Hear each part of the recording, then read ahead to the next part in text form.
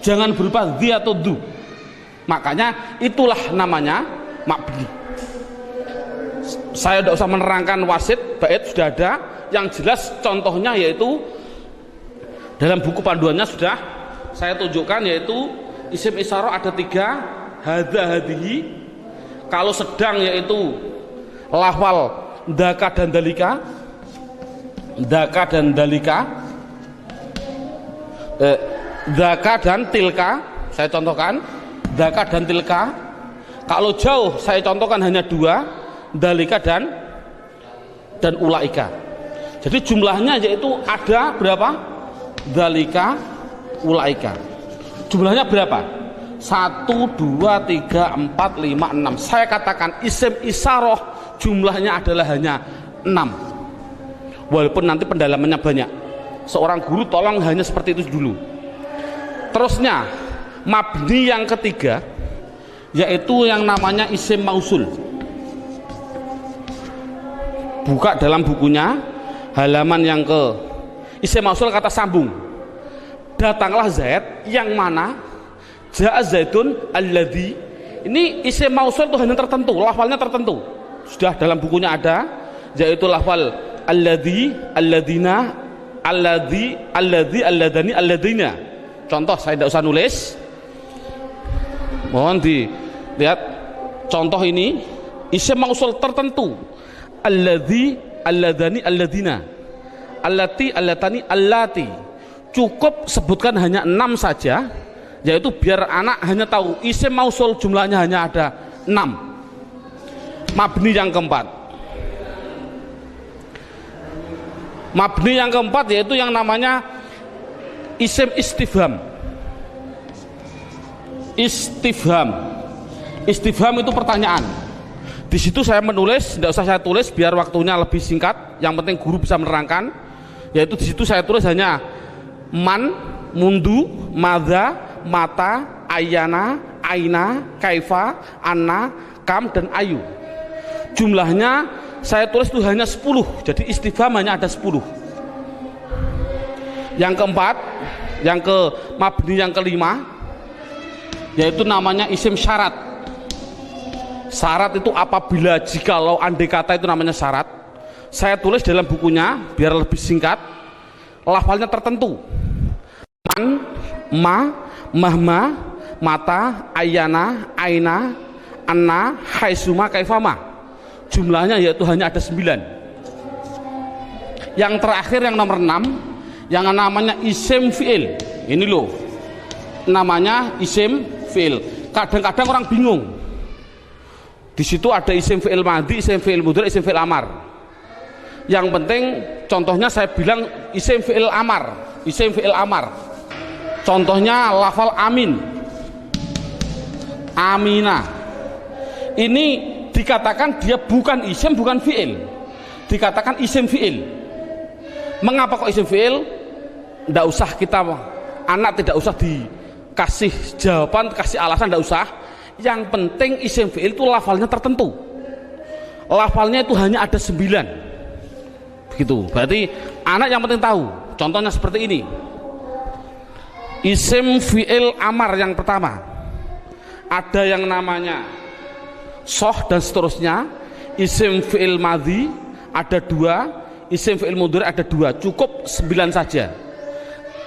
Inti kesimpulannya, isim mabni itu jumlahnya adalah 14, 6, 6, 10, 9, 9. Jumlahnya adalah 54.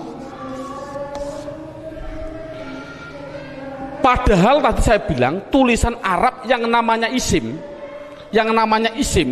di dunia jumlahnya kalimat isim adalah 1 miliar triliun. Itu jumlahnya tulisan Arab di dunia itu 1 miliar triliun. Kalau isim jumlahnya miliaran triliun dibagi 2, mabni dan mu'rab. Yang namanya mabni yaitu 54. Selainnya pasti mu'rab. Kesimpulannya, isim mu'rab adalah yang tidak berupa mabni. Saya mohon maaf untuk seorang ustadz, seorang guru. Dulu pada waktu saya masih kelas 1 sanawiyah, sudah diajarkan oleh alfiyah, padahal saya belum memahami betul. Saya ditunjukkan contohnya huwa, isim domir. Isim domir huwa itu dikatakan mabni karena apa? Karena yang namanya mabni adalah serupa dengan huruf. Murob tidak serupa dengan huruf. Jadi yang namanya mabni serupa dengan huruf. Serupa di dalam apanya? Ada sifat wad'i, sifat iftikori, sifat. Tidak perlulah kita sementara, nanti dulu. Yang penting anak bisa, yang namanya mabni pasti tertentu lafalnya, dan dia pasti serupa dengan huruf. Makanya tidak usah kita menjelaskan alasan-alasan dulu, biarlah nanti seorang ustadz kalau dia sudah belajar alfiyah. Ini metode awal.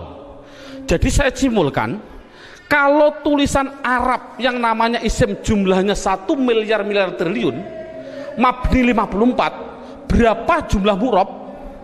Jumlah murob ya miliaran triliun dikurangi 54. Kalau kita nulis persen, ya mungkin 0,000 nafas hampir habis baru 1%. Jadi anak mudah. Isim domir ada 14, isim isyarah ada 6. Contoh, alhamdu, isim fi'il atau huruf? Isim. Tahu kok isim? Ada al. Kalau tahu isim harus dijawab, dia masuk kategori mabni atau murob, harus dijawab. Jawabnya apa? Anak dibilang ini pasti mu'rob. Karena apa kok mu'rob? Karena lafal alhamdu tidak ada pada mabni yang jumlahnya 54. Itu kan paling mudah. Berarti semua tulisan Arab kalau tidak ada di 54 ya pasti mu'rob. Berarti mu'rob miliaran triliun. Jadi makanya anak suruh menghafalkanlah. Arti tidak perlu nanti dulu. Yang penting anak bisa mendeteksi. Itu adalah mabni, jumlahnya 54, apa-apa, huwa dan seterusnya. Isim isyarah tak dihafal, isim mausul hafal. Selain itu pasti mu'rob. Contoh lagi, alhamdulillahi rabbil alamin. Isim fi'il atau huruf? Isim. Tahu kok isim? Ada al. Kalau isim, jawab mabni atau mu'rob? Itu pasti, pertanyaan itu harus. Jawabnya adalah mu'rob. Tahu kok mu'rob? Karena tidak ada di mabni, gitu saja, paling simpel. Mengapa kok murob? Karena tidak ada di mabni. Insya Allah anak akan bisa. Berarti bisa mendeteksi media harokat itu isim, mabni atau murob, semuanya. Mulai dari bismillah murob karena tidak ada di mabni. Bismillahi Allah murob karena tidak ada di mabni. Bismillahirrahman, Rahman mesti murob karena tidak ada di mabni. Rohim murob karena tidak ada. Mudah. Jadi anak sudah bisa mendeteksi itu mabni dan itu mu'rob. Sekarang pendalaman yang terakhir, pendalaman isim yang terakhir, yaitu di dalam hal mu'rob. Dalam buku panduannya lihat halaman 8. Lihat halaman 8. Halaman 8 sudah tertulis, saya tulis di situ. Halaman 8. Halaman 8 sama halaman 1 sama. Sekali lagi, halaman 8 dan halaman 1 adalah sama. Yang namanya mu'rob itu tadinya ada 6 jumlah total 54. Sekarang enggak, yang namanya mu'rob 1 ada yang namanya mufrad, 2 ada yang namanya tasniyah, yang ketiga ada yang namanya jamak mudzakkar salim, yang keempat ada yang namanya jamak muannas salim, yang kelima, nah ini saya batasi cukup. Mu'rob yang penting anak bisa 4, mufrad tasniyah jamak mudzakkar salim jamak muannas salim. Yang kelima sampai yang ke-9 tidak penting. Sekali lagi, metode ini adalah tidak penting. Karena apa? Karena mu'rob yang 4 ini itu sudah mendominasi dalam tulisan Arab. 80% dari tulisan Arab itu pasti terjadi dari 4. Makanya anak harus ditekankan di dalam 4 tadi. Berarti sekali lagi, mu'rob yang jumlahnya miliaran triliun dikurangi 54 itu harus dimasukkan di antara 4 ini.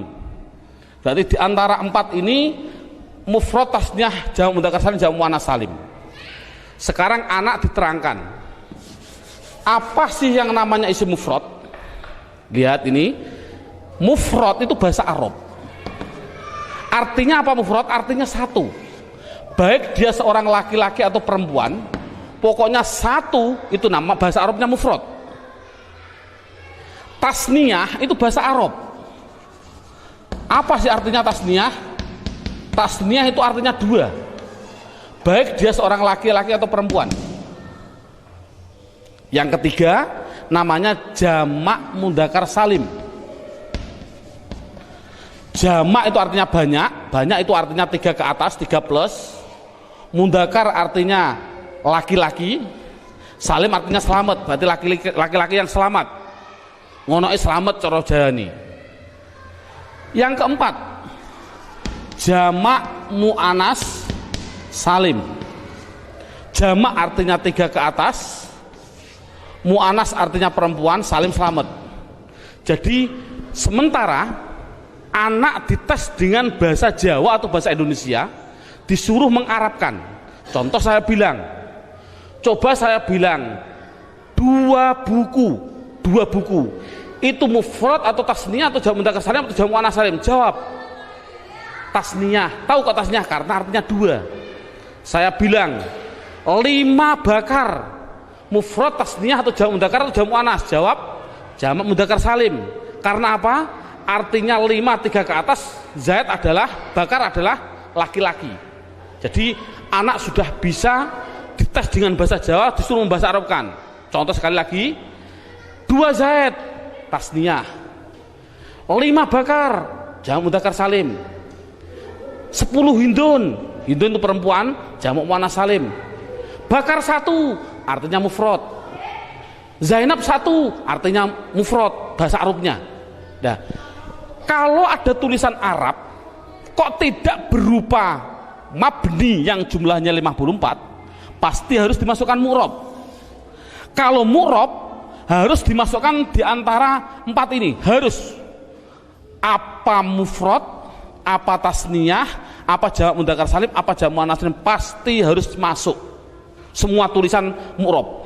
Contoh, nah ini bagaimana saya mengetahui Pak tulisan Arab itu mufrad, tasniyah, jamak mudzakkar salim, jamak muannas salim? Lihat bukunya halaman 8. Kalau ada tulisan Arab,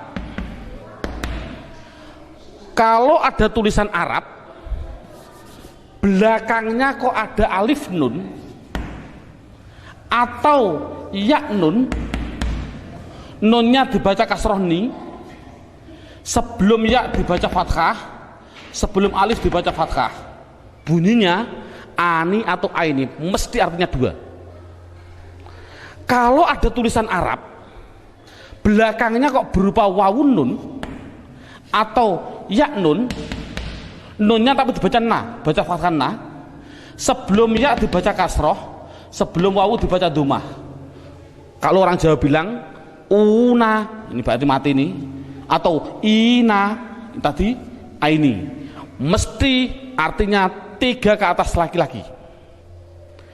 Kalau ada tulisan Arab belakangnya berupa alif dan tak, taknya tak perahu, sebelum alif dibaca fathah, taknya hanya 2, kalau tidak ton ya tin, itu pasti dikatakan jamak muannas salim.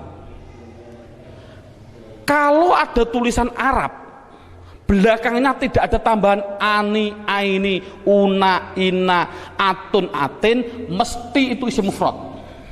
Jadi isim mufrad itu apa? Yaitu kalau tulisan Arab tidak ada belakangnya tidak ada tambahan. Saya contohkan, alhamdu, isim fi'il atau huruf? Isim. Tahu kok isim? Karena ada al. Pertanyaan selanjutnya, mabni atau mu'rab? Mu'rab. Tahu kok mu'rab? Karena tidak ada di mabni. Kalau mu'rab harus dimasukkan di antara 4 ini, wajib. 4 ini harus dimasukkan. Berupa apa? Mufrad. Tahu kok mufrad? Karena belakangnya tidak ada tanda-tandanya, ani, aini. Ini kan dal. Dal ini kan tidak ada tambahannya. Oh, jadi alhamdu adalah isim mufrad. Contoh lagi, bismillah, alhamdulillahirabbil alamin. Alamin. Pertanyaan, isim fi'il atau huruf? Isim. Tahu kok isim? Ada al. Mabni atau mu'rab? Mu'rab. Tahu kok mu'rab? Karena tidak ada di mabni. Kalau masuk mu'rab, masukkan di antara 4 ini. Bunyinya apa? Jamak mudzakkar salim. Tahu kok jamak mudzakkar salim? Karena belakangnya ada inang, ya nun, sebelumnya dibaca kasroh. Cocok gak dengan ini? Ina. Jadi tulisan Arab mesti gitu semua. Kalau mu'rab pasti harus masuk kategori di antara 4 tadi. Ini alhamdulillah berapa jam ini anak sudah bisa 100% mendeteksi isim dan mengkategorikan di antara mabni dan mu'rab. Subhanallah, sudah bagus. Ini untuk apa isim tadi? Oh nanti. Itu adalah setelah 3 jam. Kita istirahat dulu.